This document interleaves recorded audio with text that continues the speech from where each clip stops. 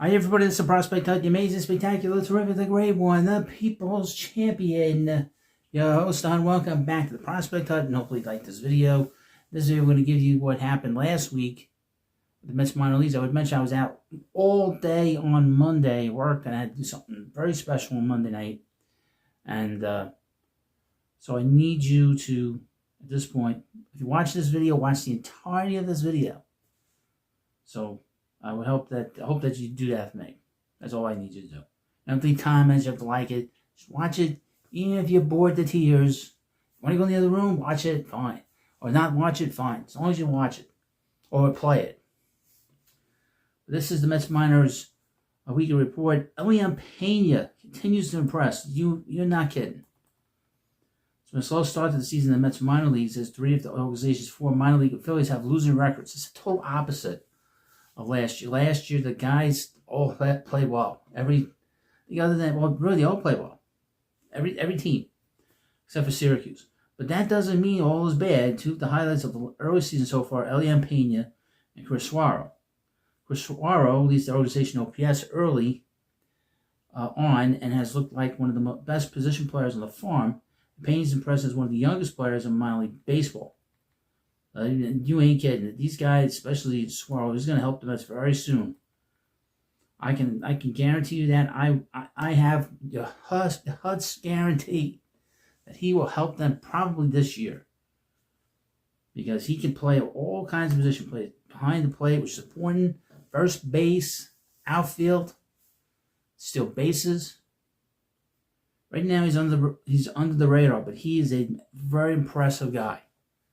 Catching's okay. Well, anyway, the Syracuse Mets dropped a series against the Buffalo Bisons this past week, winning 2 of the 6-game series.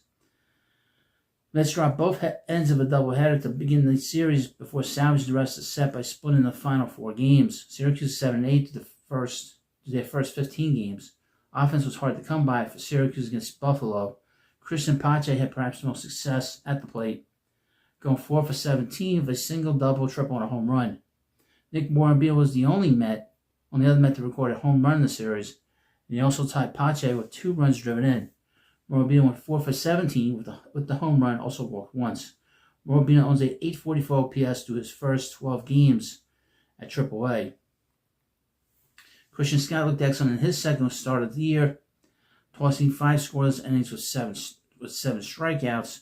Scott allowed just 2 hits, a walk and hit, a batter what was a major improvement from his first start of the year. Jonah Tong had a solid start, allowing 2 runs in 5 innings with 7 strikeouts. Tong allowed just 1 hit, 2 walks, and a hit batter. He now owns a 5.06 ERA, and I will have an update on Jonah Tong.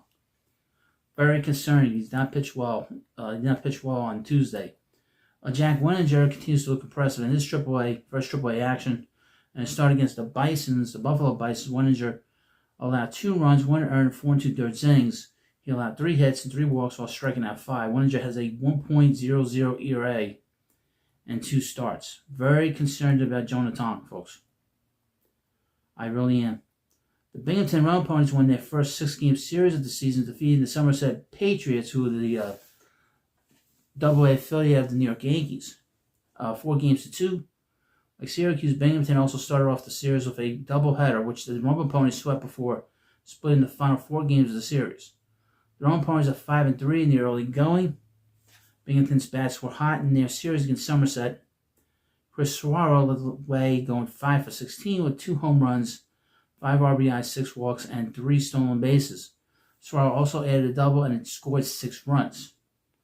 The versatile Suero, who broke out in 2025's continuous ascension early this season, as he owns a 1258 OPS in 6 games. Jose Ramos also had an excellent week, going 5 for 15 with 2 home runs, 7 RBIs, 5 walks, and a stolen base. Ramos also scored a team-high 7 runs.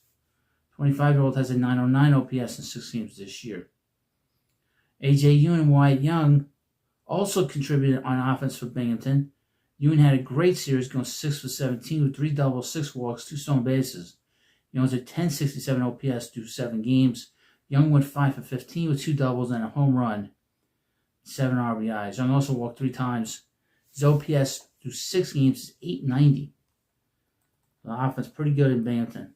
On the mound, Bryce Connolly had an excellent start, allowing no runs in 4 innings on 4 hits, a walk, a hit batter, and 6 strikeouts. Connolly, who spent 2025 in the Nationals organization, has a 1.29 ERA and 2 starts, 2 opinions, 1 start, 2 appearances. Zach Thornton also impressed in his start, making his first appearance since missing most of the 2025 season due to injury. He allowed just a run in 5 1/3 innings, allowed 2 hits and a walk with 4 strikeouts. His ERA due 1 start is 1.69. He's a guy that could jump very quickly.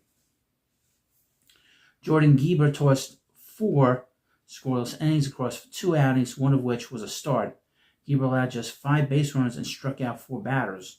These were his first 2 appearances of the year, so he has yet to allow a run. At High A, Brooklyn, the Cyclones fell 4-2 to the Jersey Shore Blue Claws this past week. Brooklyn dropped each of the first 3 games of the series before taking 2 of the final 3. They are off to a 2-6 start to the year. The Cyclones' series against the Blue Claws was a tough one from an offensive standpoint. Corey Collins had the best numbers despite going 4 for 16 with a triple. He drove 2 runs and scored a run of his own.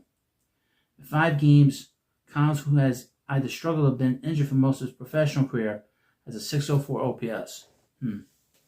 Mitch Voigt also had pedestrian numbers. I would mention that about Collins. He was a guy that played behind Charlie Condon. So he does have a resume, but he's not a prospect. That's the weirdest thing. I'm surprised. Surprised how some players aren't prospects. Mitch Voigt also had pedestrian numbers. He is a prospect, but they stand out compared to his teammates. The Mets' 2025 first round pick went 6 for 21, 2 doubles, 2 walks, and a stolen base. Voigt has just a 614 OPS through 7 games. The team's pitching, while not stellar, certainly fared better than the offense. Irving Coder was the star of the pitching staff for the week. Coder made 2 appearances, including a start, and he tossed 6 2/3 innings, and they were scoreless. He allowed 4 hits, 2 walks, a hit batter, and struck out 3. Noah Hall and Chandler Austin delivered decent starts for the team. Hall allowed 2 runs in 4 2/3 innings with 5 strikeouts, while Austin allowed 1 run in 4 innings with 4 strikeouts. Hall has a 3.86 ERA, and Austin has a 2.25 ERA. Warren Arnold and Parker Carlson were excellent out of the bullpen. Arnold threw 3 hitless innings with a walk and 4 strikeouts across 2 outings, while Carlson was perfect over 2 innings with 5 strikeouts in his lone outing. Both pitchers still have a 0.00 ERA. And low A, the St. Lucie Mets had an interesting week. Having a game suspended and then resumed later in the week while also playing another doubleheader, all due to rain. It was a tough week for St. Lucie, who dropped 4 of 6 games to the Dunedin Blue Jays. The Mets are 4-5 to begin the year. Elian Pena continues to be very impressive early in his stateside career. The Mets prize prospect went 6 for 18, with double, a home run, 2 walks, and 2 stolen bases. Pena drove in 2 runs and scored 2 of his own. Through 8 games, Pena owns a stellar 933 OPS. AJ Sagado, an undrafted free agent the Mets signed in 2025, has also been off to a historic start in 2026. Sagado had a fantastic week, going 9 for 20 with double and 3 walks. Sagado drove in 3 runs and scored 5. He has a 911 OPS through his first 9 games of the season. JT Benson, who the Mets signed out of independent ball, and Sam Robinson, who the Mets drafted in the 17th round of 2025, also impressed in the first full series of the season. Benson went 6 for 11 with 2 doubles, a triple, and stolen base. His OPS through 6 games is 1167. Robinson went 7 for 17, with a team-high 8 RBIs and a team-high 6 stolen bases, all without getting caught. We'll keep an eye on Robinson. It's due to the fact they just brought him in. Robinson has an 830 OPS through 7 games. I believe he played last year. Interesting.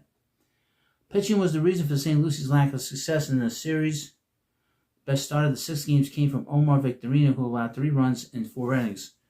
He struck out 4 through his outing, and it has a 2.57 ERA through 2 appearances this season.